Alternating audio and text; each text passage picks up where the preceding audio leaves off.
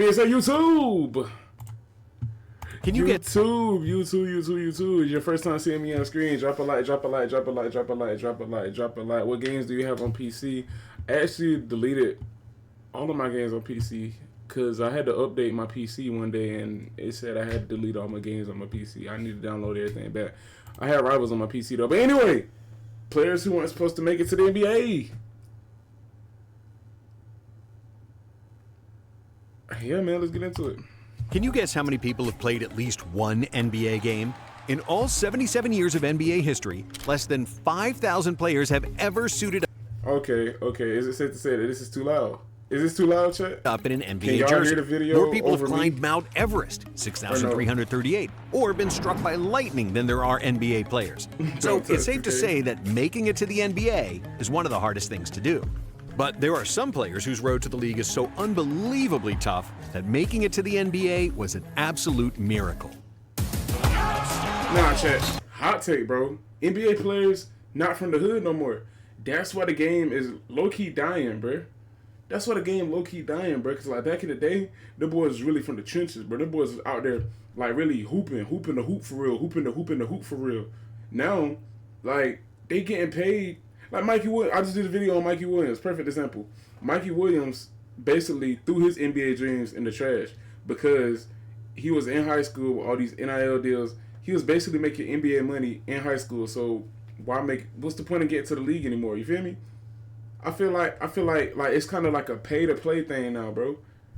Whereas to where LeBron was sleeping on from one floor to the next floor, really grinding.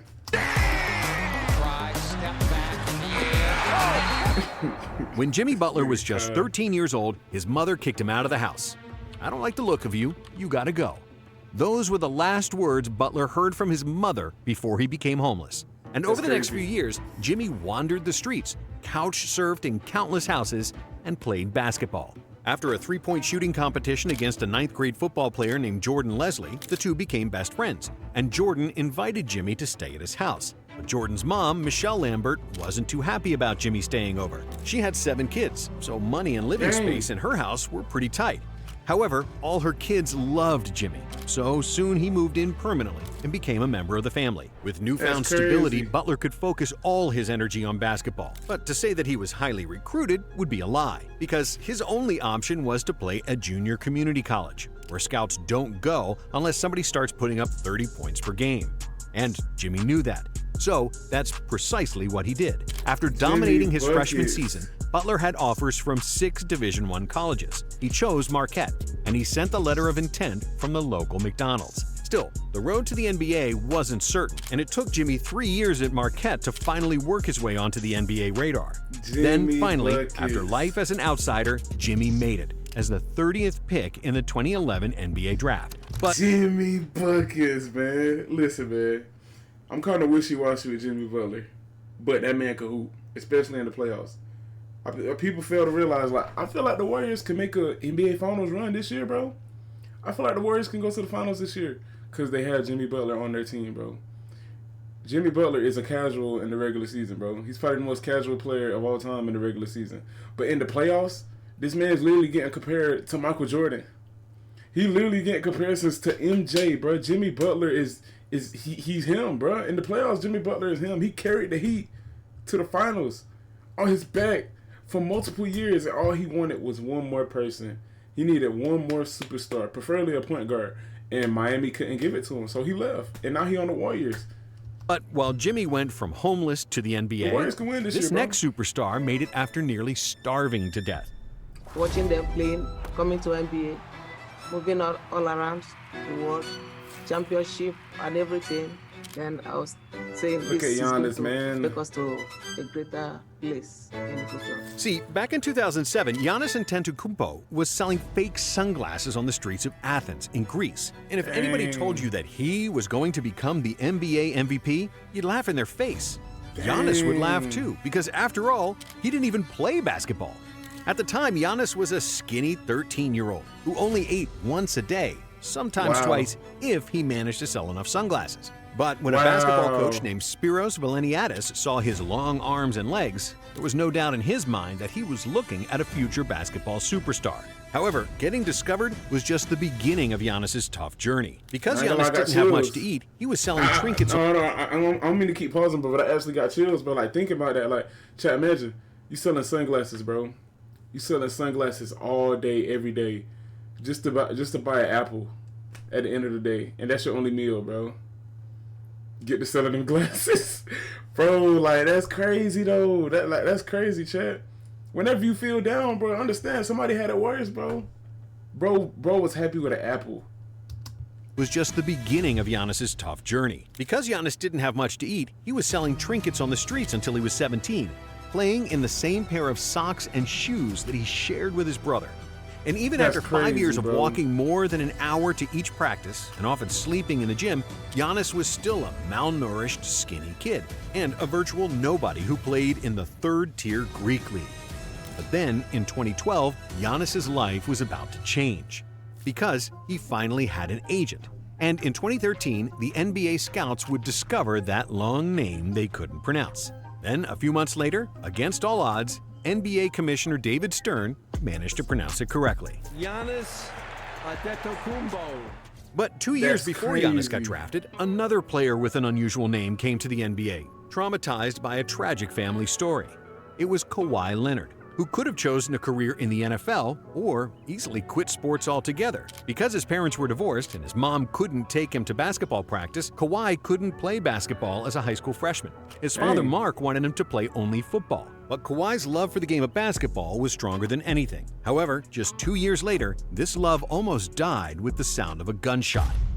Kawhi was on his way to a basketball game when he got the call. As Mark Leonard was closing up his car wash, a stranger pulled up and fired numerous shots at Kawhi's dad, killing him on the spot. Emotionally shattered, Kawhi changed that day and became a closed-off, introverted person that rarely talks. And while most people would quit basketball or at least take a break, Kawhi is built different because just 20... So that's why he's so quiet. Yo, but like bro, that's really like a story though, bro. He's traumatized. His dad passing away changed his whole demeanor, bro. Kawhi used to talk. Chat. Kawhi used to talk. Would quit basketball or at least take a break? Kawhi is built different because just 24 hours after the death of his father, Kawhi suited up to play a game in his honor. And he had a very good game, finishing with 17 points. But as soon as the game ended, Kawhi broke down crying in his mother's arms. After his father's death, Kawhi worked out harder than ever. And despite being only the 48th ranked player in the country, he received a scholarship to San Diego State, where he continued to hustle, coining a famous phrase about rebounding: bored man gets paid.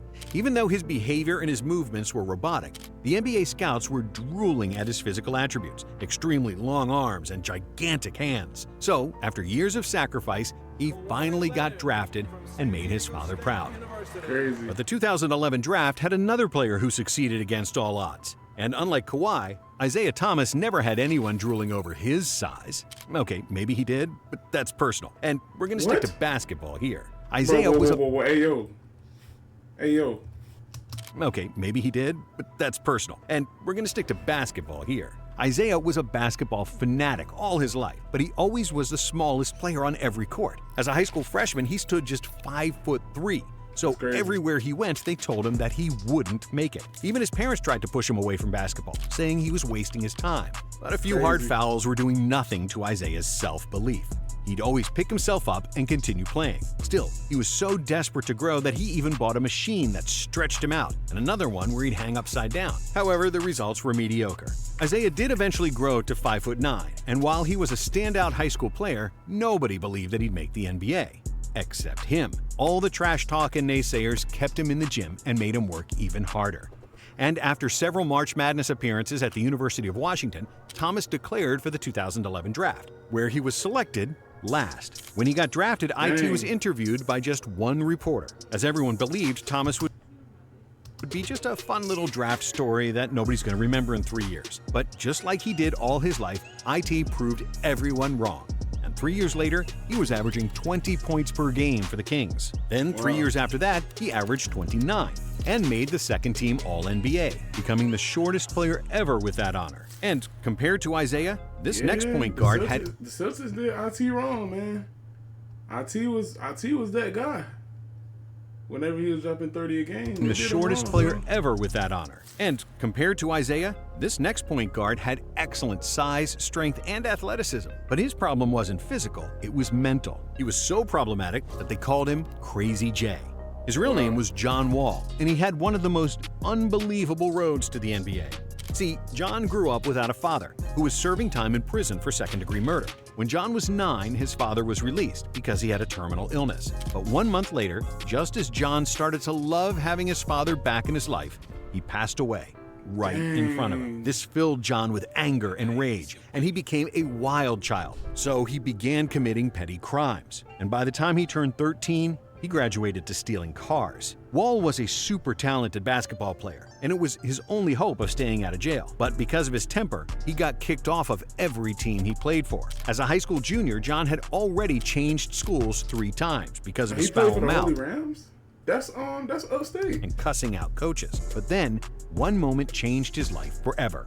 His mother spent her last dollar to buy John new basketball shoes and send him to an AAU tournament. As a result, she couldn't pay for electricity, and the whole family was in the dark for a few days just so he could play basketball. But her sacrifice finally knocked some sense into John, who vowed to take basketball seriously. Crazy J was gone, and John started playing with much more discipline. As a senior, he averaged 20 points, 9 assists, and 8 rebounds per game, and was ranked as the #1 player in the country. However, despite his success, it was hard for him to get rid of old habits. Wall and his friend were charged with breaking into an abandoned home during his senior year, and Wall avoided prison because it was his first recorded felony. And thanks to his immense talent, Wall was still able to get a scholarship, and he joined Kentucky with DeMarcus Cousins, Eric Bledsoe, and Patrick Patterson. Wall led the Wildcats in scoring and assists, averaging 16 and 6 with 2 steals. And even though they lost in the Elite 8, John was still considered the most talented collegiate player and was selected first overall in the 2010 draft by the Washington John Wall was the #1 pick. John Wall was #1 pick. John Wall, a 2K legend. Wizards.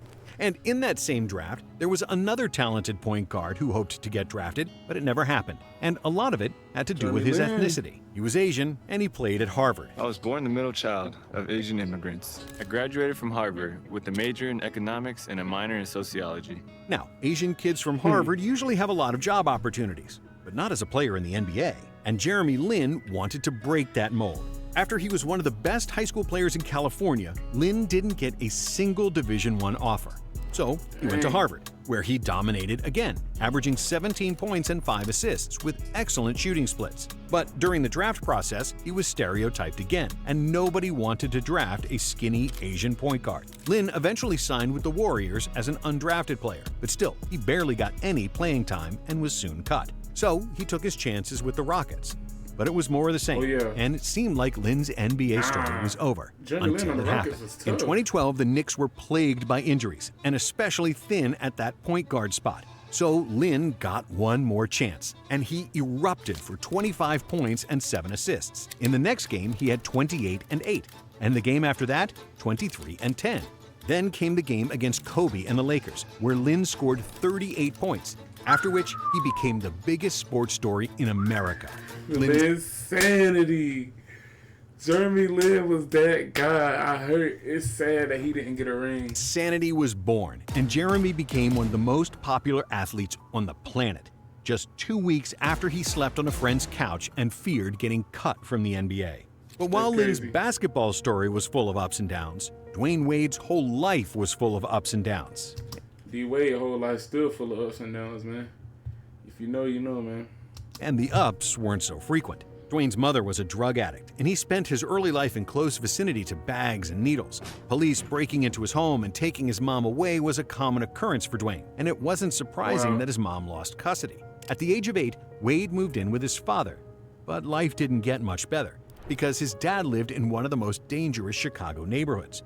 So he was forced to live in constant fear of guns and violence, and the only refuge he had was basketball. Still, despite his talent, Wade struggled at school and wasn't getting any scholarships. Finally, as a senior, Wade received a scholarship from Marquette, where he blossomed into one of the best shooting guards in the country, and then got selected 5th overall in the famous 2003 NBA draft.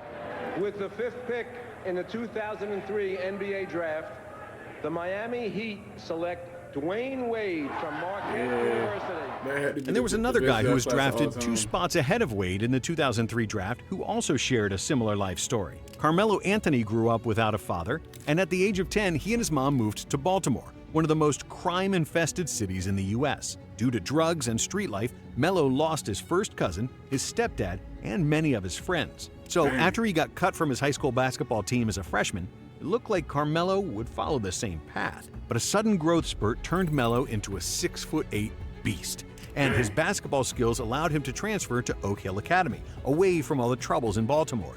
There he became one of the highest-ranked players in the country, later an NCAA champion with Syracuse, and the 3rd overall pick in the 2003 draft. But if making it to the NBA is hard for Americans, it's 10 times harder to do if you're born in Africa, which has poor basketball infrastructure and little basketball history. While there were some famous basketball players from Africa, like Hakeem, Manute Bol, or Dikembe Mutombo, they were the exception and not the norm. When Joel Embiid was 16 years old, he was already a 7-footer. But he was tall for nothing, because he had never played basketball in his life. And then, because of his height, Joel got invited to the basketball camp of Luc Mbah a Moute, who was a second-year player for the Bucks. But to say that Embiid was good would be a lie, and to say that he was bad would be an understatement. Joel was flat-out terrible, but Luc didn't want to give up on him. So he sent Joel to Florida to polish his basketball skills. But when Embiid got there, he was mocked by his teammates for a complete lack of basketball fundamentals.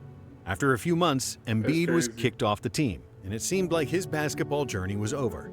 However, this only made him work harder, and in a few years, Joel started dominating and got a scholarship to Kansas. And some 13 years after he first touched a basketball, Embiid became the NBA MVP and one of the most skilled big men in basketball history. Of all time, Chad.